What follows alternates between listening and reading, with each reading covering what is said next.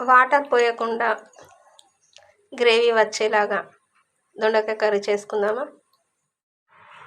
ఇలా చిన్న చిన్న ముక్కలుగా కట్ చేసుకోవాలి.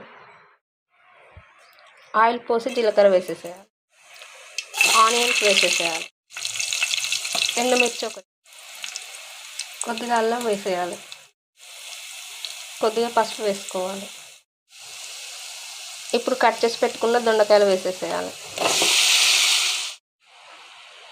కొద్దిగా సాల్ట్ వేసుకోవాలి.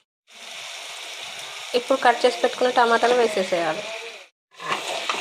ఇప్పుడు ఒకసారి కలిపి వాటర్ పోయకుండా ఉండడానికి ఇలా ఒక ప్లేట్ పెట్టి అందులో వాటర్ పోసి ఆ గిన్నె మీద పెట్టేసేయాలి. ఒకసారి ఇలా కలపాలి.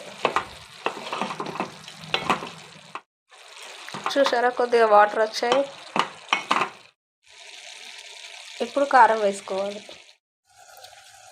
ఇలా ఉడికేదాకా ఉంచుకోవాలి. మెత్తగా అయ్యేదాకా ఉడకనివ్వాలి.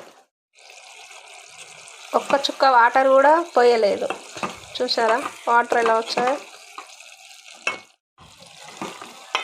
ఇప్పుడు మన దొండకాయ కూర రెడీ.